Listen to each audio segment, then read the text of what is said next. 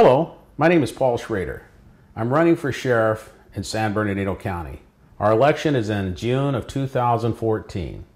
I believe this is going to be one of the most important races in San Bernardino County in years, due to the fact that in the last few decades we've had appointed sheriffs, and it's time to elect a sheriff, not select a sheriff, by a few Board of Supervisors. So in 2014, please come out and vote for me, Paul Schrader.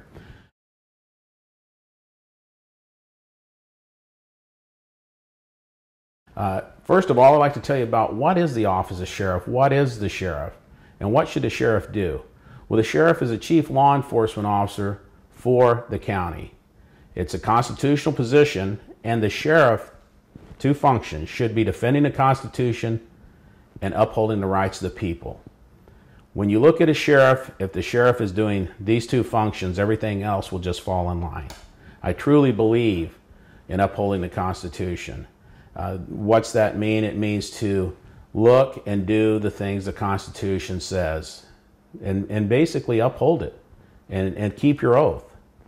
And to defend the rights of the people, that's exactly what it means. Make sure their rights are defended. And that, as a sheriff, is one thing that you really need to be looking at and making sure that it's being done by the guys and girls in the field.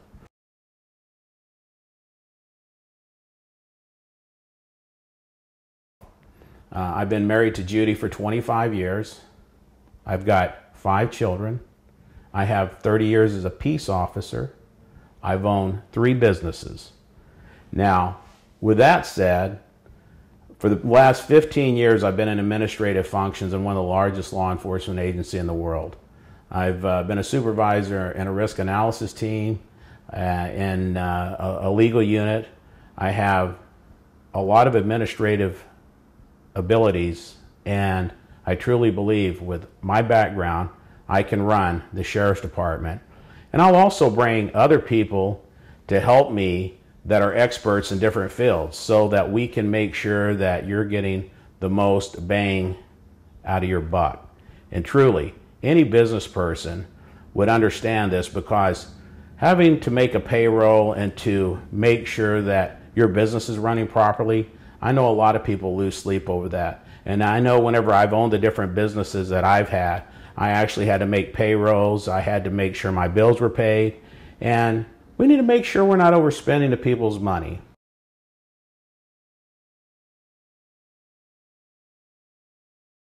We have a $500 million budget for the Sheriff's Department. We have 1,700 deputies, we have nearly 2,000 professional staff, 2,000 volunteers. Now, that's a big size agency, and we have one of the biggest counties in the United States, 22,000 square miles, 2.2 million people, and it gives us a logistical problem in some of the areas. Now, when we look at the budget and look at the problems we're having in the county, first of all, I want to talk about Adelanto jail expansion. When we looked into this expansion, right now there's $25 million overspent on that project, and it's still not completed. So if you understand, they've overspent $25 million. And once the completion of the project is done, if it's completed, it has to be staffed, which is going to cost $32 million. Now, neither one of these items have been budgeted. So if it's completed and they can't staff it, the state has already said they will take the facility back. This is mismanagement, it's poor business, and let me tell you right now, if in your household you overspent $32,000 and someone wanted to come take your house back, that's what's going to happen. I truly believe that we need to make sure that anytime any money's spent, any projects we have, it has to be budgeted. The Sheriff's Department has never budgeted for overtime, yet they spend overtime every year. We have to make sure that if we are going to spend overtime money, it's already in the budget. We're not pulling it from the general fund. Again, that is mismanagement when it comes to the budget. Another thing is we're going to do a complete audit of the Sheriff's Department. I want to know where every dime is being spent. If our helicopters are being misused, if our boats are being misused, If any of the property that the Sheriff's Department has is being misused and it's being used for personal business, we're going to stop that. You know, right now I have pictures that have been sent to me where people have been using the sheriff's helicopter for joyriding. We've brought it to the administration's, we've brought it to the administration, and I don't think anything's been done. And I truly believe any kind of mismanagement, any kind of spending in this county, we need to make sure it's done for the people's business. So when it comes to the budget, I want to make sure that we have the spending under control.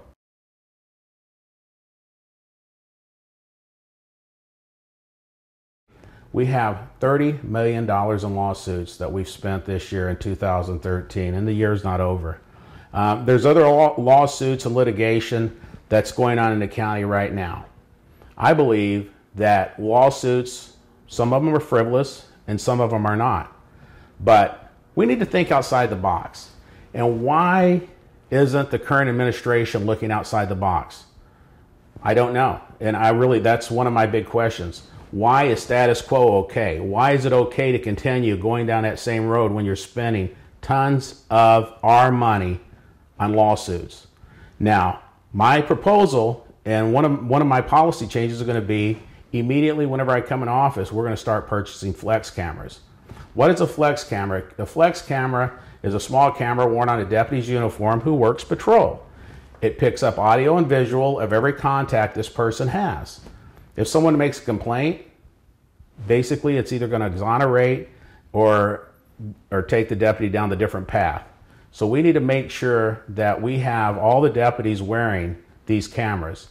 What it's going to do, and it's a fact, other agencies that use these cameras, it's cut litigation and complaints by 80%. It's a no-brainer. It's going to pay for itself as soon as we put them on the deputies. We've got to have cameras on our deputy sheriffs to protect them and to protect the public. If we do have problems going on out there, this is going to cut it down by 80%. And that's one thing I'm going to do.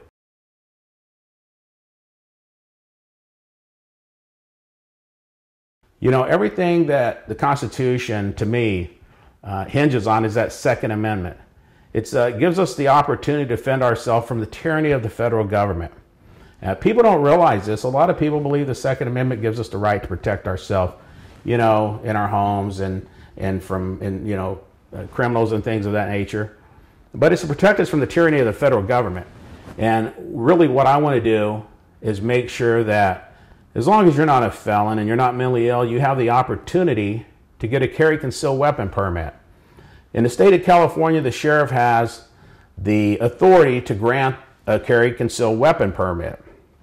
And in this county, it's considered pretty liberal of handing them out. But in a county of 2,200,000 people, we have 3,000 that have been issued. Now, I think that's pretty poor. And I believe what we need to do is make that process a lot quicker. The process now, it takes a year to a year and a half, and there's a possibility you still won't get one. So what we need to do is we need to expedite that process. I've been working with different attorneys and different gun rights groups to be able to make that process, hopefully, should be able to do it within a month. There's no reason to send investigators out to your house unless there's a red flag that comes up in your initial part of your background. There shouldn't be a reason to send people to your employment. We need to just make sure you're not a felon. I want to make this county as close to a shall issue county that I can, because I do believe in your right to carry. This county is too big for you not to have the right to have a concealed weapon. And you know what? The police can't be there to protect you. I've gone to too many crimes to where you're the victim. And I would rather go to a crime where you've been able to protect yourself and it never happened. The sheriff, the appointed sheriff we have in now, the first thing he did when he came in office, he had a gun buyback. I believe a gun buyback is the worst thing you can ever do. It was the first one we've had in this county, very historic. He was very proud of that. I went out and protested the gun buyback. We took a federal firearm license dealer out there with us, and we purchased guns from people sitting in line. People in the line weren't thugs. They were old people afraid, and they were selling their guns to the sheriff they were giving them food coupons for like 50 to 100 bucks for guns that were worth a lot more. And then in turn, they took the guns and melted them down. They also used Prop 30 money, which was supposed to have been meant for the schools to purchase these guns. So they took Prop 30 money, they bought food coupons, and then gave them to the elderly who were turning in guns for those guns. Totally disagree with this. I think it gets people in a mindset that they need to bring their guns to the government agencies and turn them in. Keep your guns. If you want to sell your gun, I tell people, take it to a pawn shop, take it to a gun dealer, take it to a friend, and go down and make sure that you sell it in a way prescribed by law. But don't take it to one of these ridiculous gun buybacks that the appointed sheriff right now has had.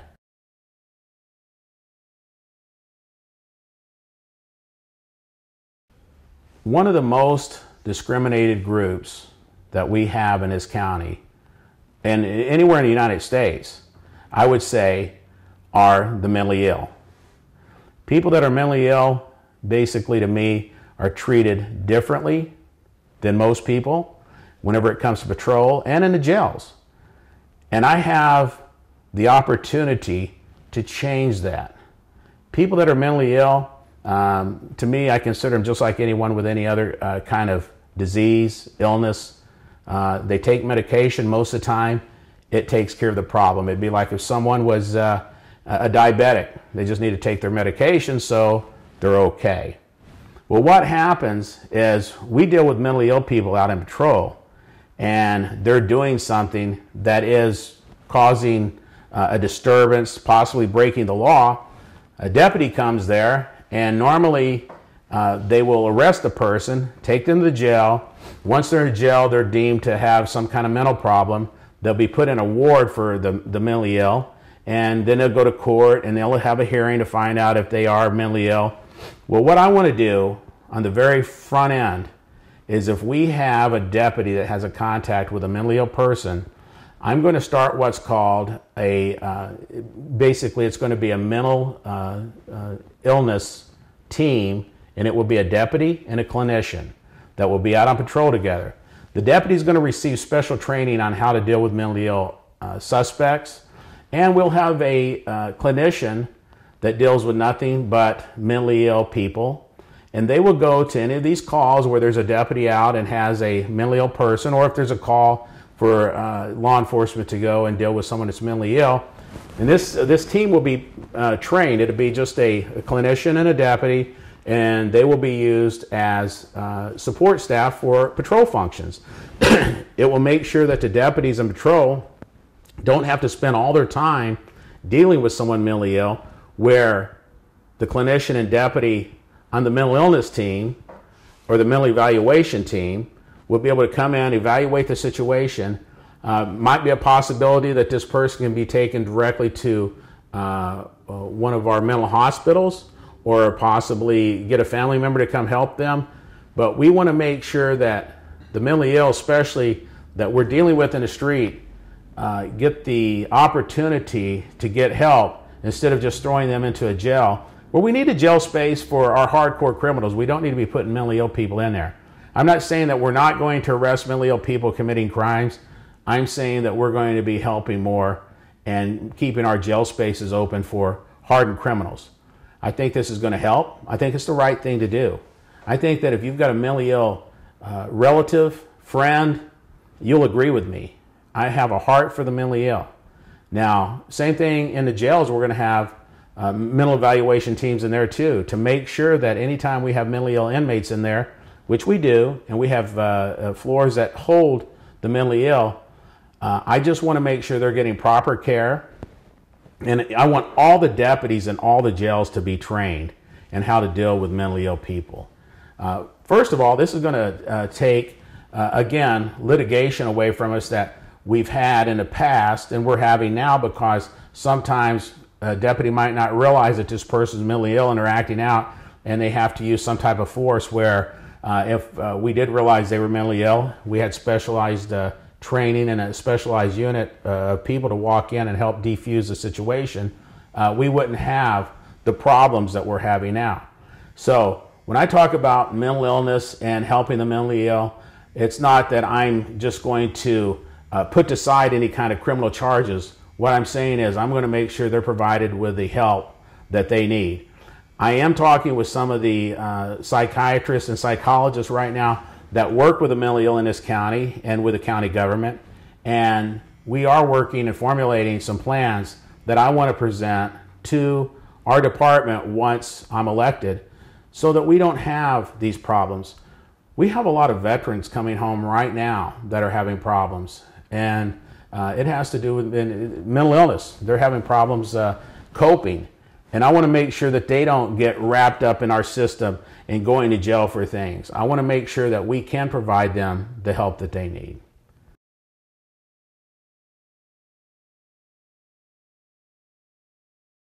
If you've followed me very long or you know anything about me, you know that I am against DUI checkpoints.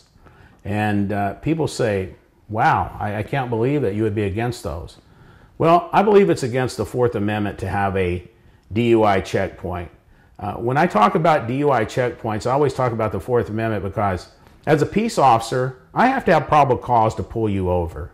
And that means I have to have some kind of violation that you've done on the roadway. I pull you over, and then if you're drunk, then I arrest you. At a DUI roadblock, basically they're just pulling people in. They call it an administrative stop. I don't see anywhere in the Constitution, and people will tell me, the courts have upheld this.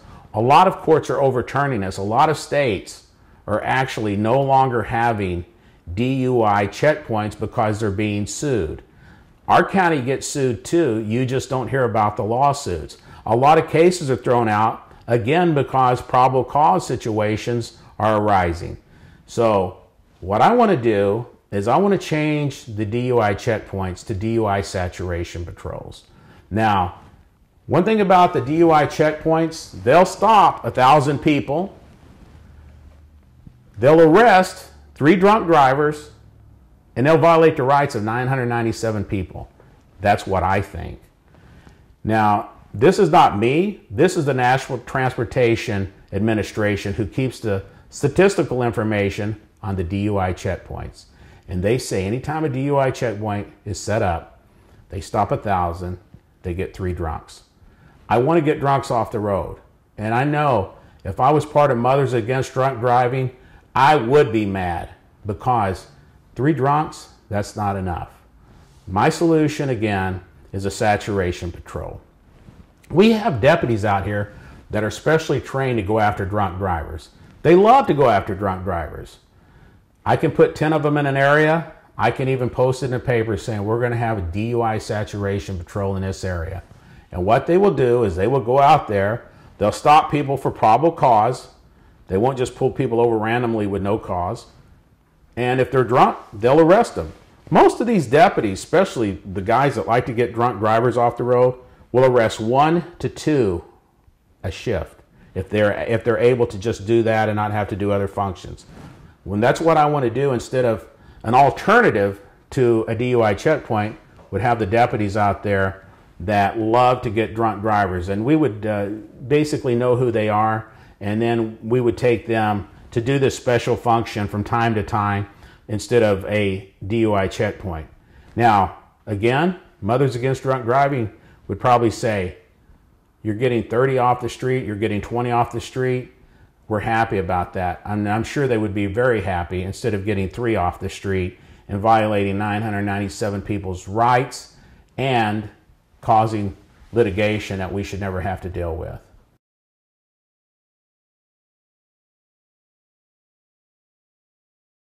Red light cameras, people, either love them or they hate them. I have no love or hate for them. I have a disagreement with them. And what it is again, it's a Fourth Amendment problem. You have no probable cause to take that picture of that car running that red light. There's nothing that's going on except a picture being taken of someone going through a red light. And then you, as a citizen of the United States, are supposed to be able to cross-examine your accuser. How do you cross-examine a camera? This is a money-making venture, and I'm 100% against this. And I want to make sure and let everyone know, once I'm sheriff, our deputies will not write any tickets to do with red light cameras. It's ridiculous. It's a money-making venture. It causes more accidents than it helps. People trying to stop whenever they see the cameras and everything, they'll slide through an intersection and hit someone. Totally against them. Totally a violation, I think, of the Fourth Amendment. So, with that said, if you have a question about my stance on red light cameras, I'm 100% against them.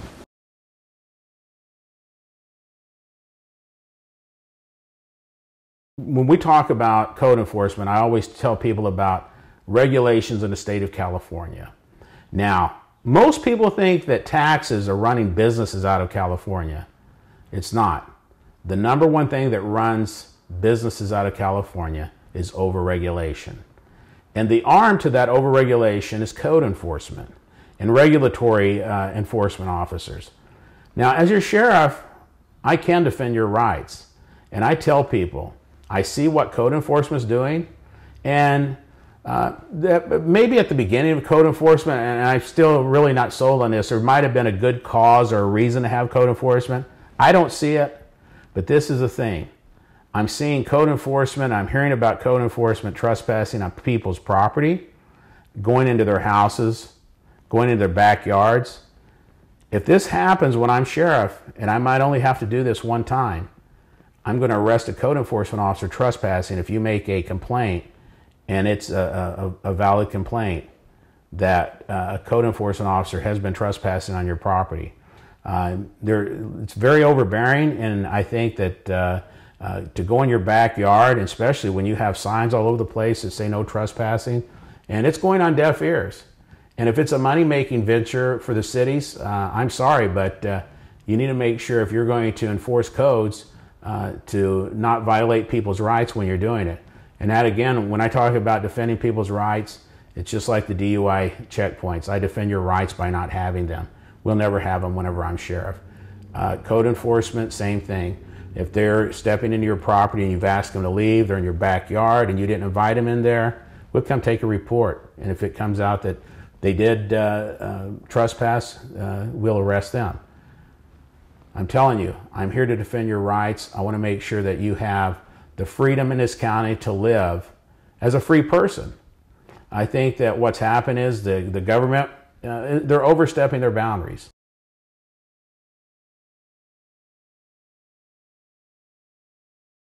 That's another good question. I'm a 10th Amendment sheriff. I believe in states' rights. I don't believe the federal government has the authority to be stepping into people's counties and doing things without the authorization of the sheriff. Right now, the current appointed sheriff works hand in hand on everything with the federal agents. That doesn't have to be. If I see, again, an overstep of authority, I can check the federal agents too. I'll go to the administrator of whatever federal agency, and I will discuss these problems and issues with them. And if they don't have a warrant and they're trespassing and they're doing things that's overstepping their bounds, again, we'll take a report and we'll do whatever is necessary. These are things that people have questions about. Can it be done? Again, the sheriff in his county is the most, I would say, has the most authority, especially when it comes to law enforcement, anyone in that county. It's a constitutional position. It's elected by the people. Every 4 years, you'll have the opportunity to elect that person. That's why I said at the beginning of this video, the sheriff should be elected, not selected. We keep getting selections made by the Board of Supervisors. The last person appointed, the guy that's in office now, was appointed by one Board of Supervisor, and then she took it to the board and it was voted on unanimously. One person should never choose a sheriff for a county of 2.2 million people. That's ridiculous. It's wrong. To me, it's criminal. And I truly believe that that was a violation of the law.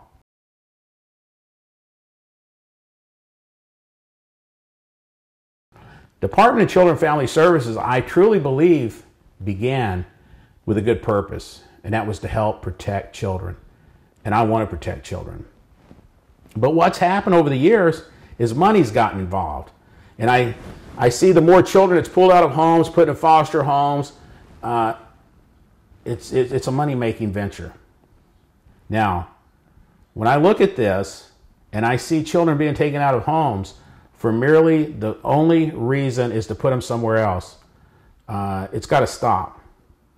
Now, if the Sheriff's Department is called in and someone has made a criminal complaint about their children being taken out of their home, and there was really no reasonable or probable cause to take these children out of the home, and we investigated to find out there's a good probability that someone from the Department of Children and Family Services is going to be arrested for kidnapping.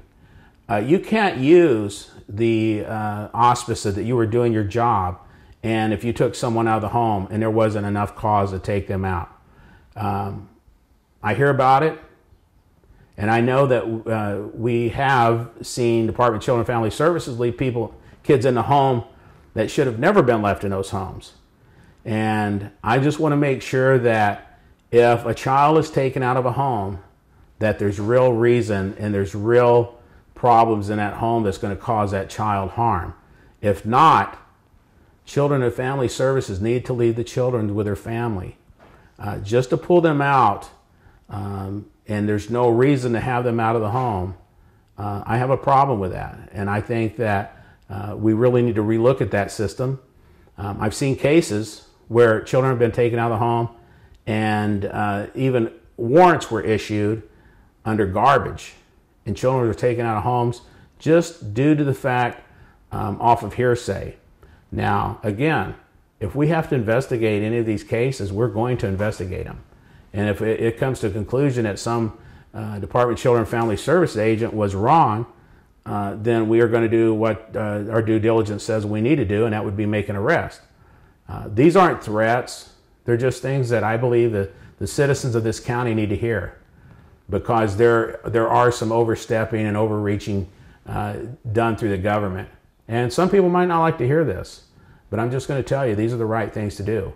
And I want to make sure that we protect the rights of the people.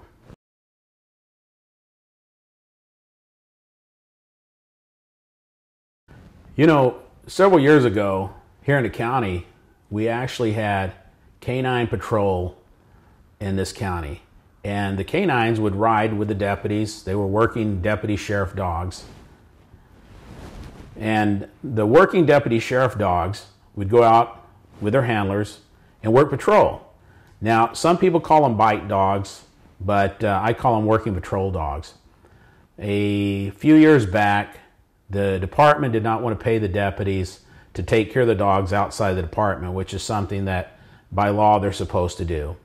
And so some of the deputies sued, they got their back pay, then the department punished them by taking the dogs and punished the county population by taking the dogs.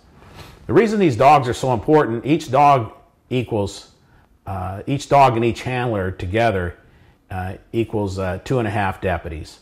So if you have a dog and a handler, it's equal to 2.5 deputies. It's a very money-saving part of our department.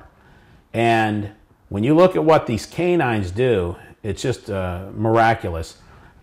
Right now, we have to go to some of the smaller agencies around us and ask, can we use your dog? And I know that they're okay with it, but a lot of times we have to wait 30 or 40 minutes because they're using their own dogs, or we have to get their canine handlers out of bed or whatever.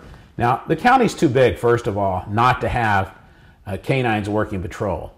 I'm going to bring them back. As soon as I'm elected, I'm bringing back canines. I'm going to bring them back. I want to bring 10 on immediately. We have people in the community that would help us in purchasing these. We'll have a 401c3 group to help give private funds to help buy these canines. Now, why are they so important? First of all, just like I said, 2.5 deputies for a dog and a handler. It's a money-saving thing. Number two, it's going to cut down on litigation whenever you come into contact with people that possibly are armed in a vehicle and the deputies have to approach.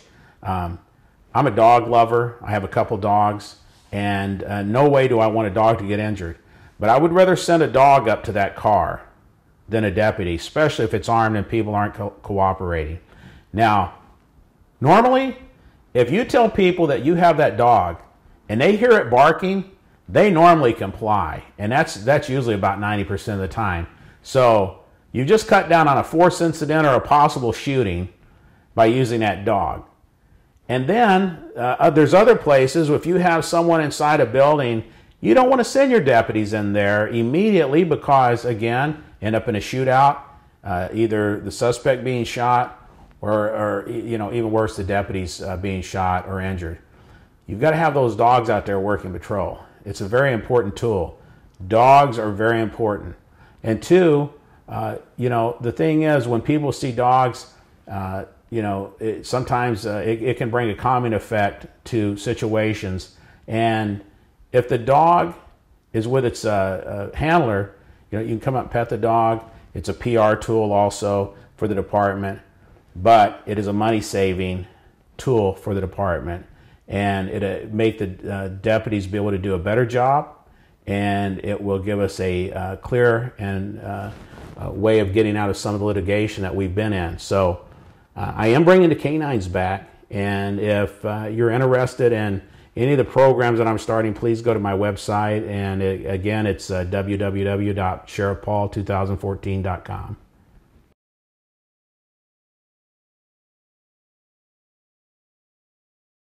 I decided to become a police officer or get into law enforcement years ago because there were several people that I knew that was in law enforcement, and it really interests me to go out and help people. And I know that's kind of the help people. You hear that a lot, and then you see police officers get out here and they're, arresting folks, and it seems like they're not helping people. But that was what initially drew me to the job, because when you're in a peace officer position, you can help people. You come on problems all the time, and I've always, whenever working patrol, I used to carry just a big stack of business cards, that we now I think they're required to carry.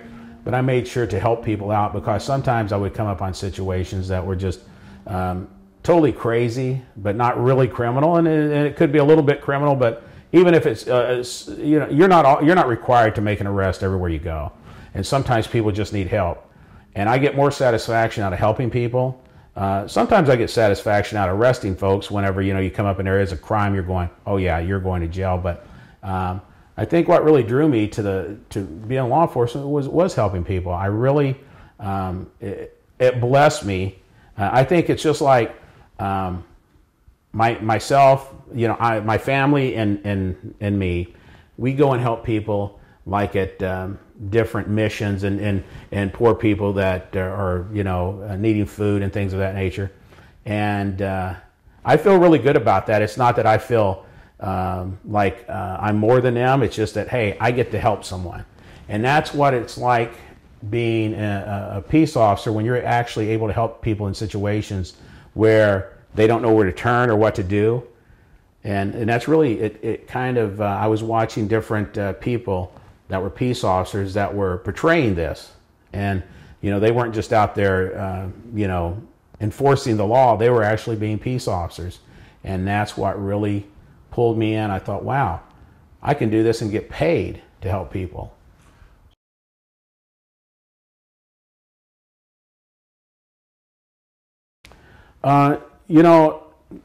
Some people it doesn't make a difference, but to me, a peace officer, that's exactly what it means. We're peace officers. We're to bring peace. We're sent to calls to keep peace.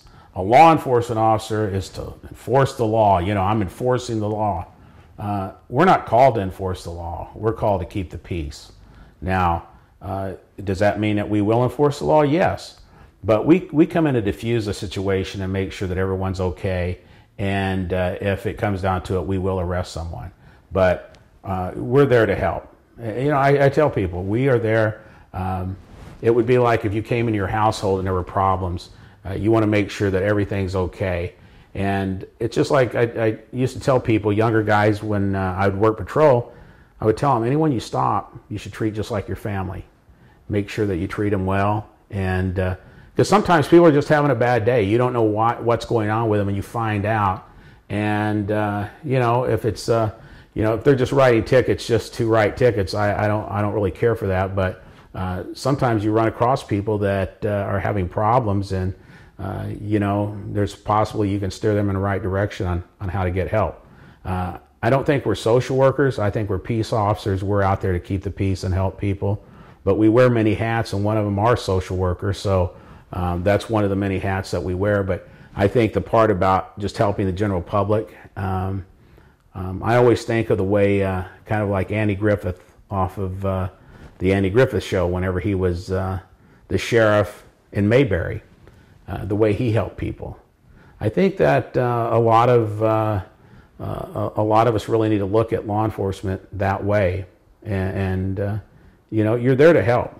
That's what you're there for. It's not to get out here and you know, put people in line, and you'll get a lot more respect from people. You know, I've always been fair, and you know, people would want to talk to me when I wouldn't talk to other people because they said they couldn't trust them because they felt they were treated unfairly. Where I really don't care who you are. I don't care if you've been to jail 100 times. You know, I'm still going to treat you fair. I might be a little more apprehensive and make sure you don't have any kind of weapons or something, but you know, you gain that trust and respect by treating people fair, and you know, not violating their rights. And you know, again, I you know, even though the Andy Griffith Show was a show and it wasn't real, a lot of things that you would see in that show was him trying to do the right thing with people, and you know, bringing people together. He didn't arrest everyone. You don't have to arrest everyone. Sometimes just going and talking to people, they know, okay, I can't do that anymore.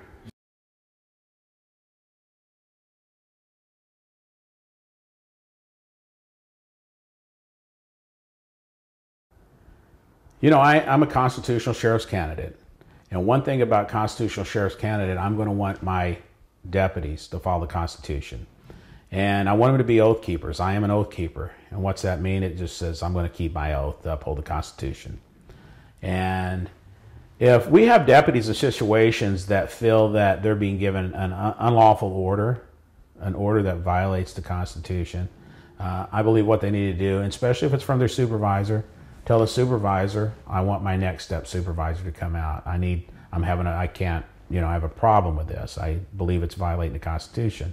Now, hopefully within the first year that I'm in office, everyone in our department will have some really good constitutional training. And that's what I want to provide, to make sure that they understand, you know, this is what we're going to do. This is the policy of our department. Now, I can make policy for our department, and we can have training, and the deputies will follow that, and the supervisors will follow that. And we're going to set out policy to make sure that we are following the Constitution.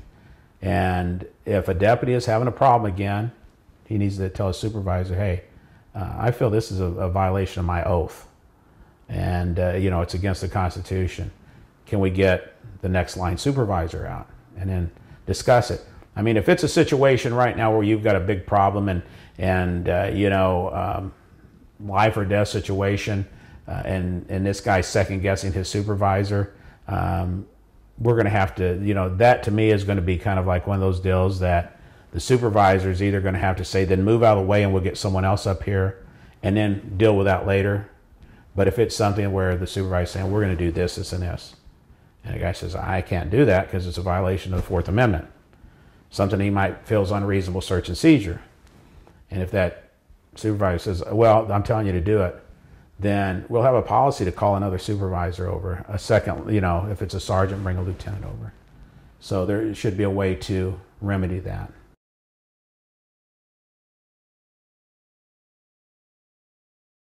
If a citizen has a problem with one of the policies that we have in place, first of all, there's two ways to deal with things.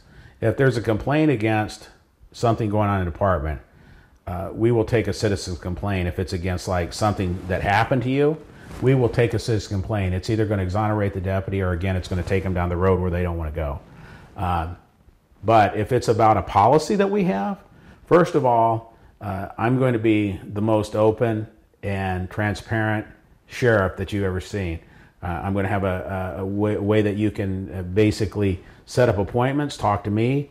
We're going to have people in the policy area that help write these, that we can look if there's a problem and you say, hey, you know, I'd like to talk to you about your policy on whatever. we're going to be looking at everything because it's the Sheriff's Department. To me, it's part of our function is to listen to people. And if we're doing something that could be a problem, and really we don't need to be doing, it's just, again, something that's just a money-making deal, and it's not really a function that we should be involved with. I want to hear from people, but again, I'm going to have a pretty much an open door policy. We'll have to set up appointments, but we want to make sure and not leave anyone behind thinking, hey, we've got some problems here, but I've never been able to get in and see the sheriff. It's just like right now, the problems with the carry concealed weapon permits in this county. You try to go and talk to someone about it, you're not going to talk to anyone because they feel that what they're doing is right. So that to me, it just we'll have an open door policy that you'll be able to get in, and either to me or someone that makes those decisions. And hopefully, if it's about policy, it would be talking to me so that we can look and see what the problem is.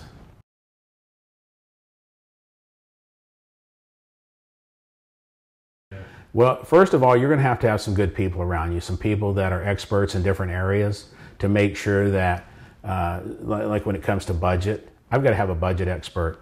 I know a lot about budgets. I can handle a big budget. I saved the agency that I work for right now $70 million, cut out of the budget.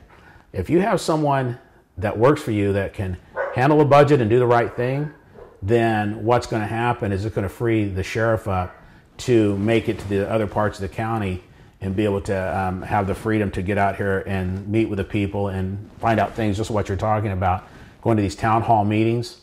I want to make sure every Wednesday I would like to have a media day from for 2 hours.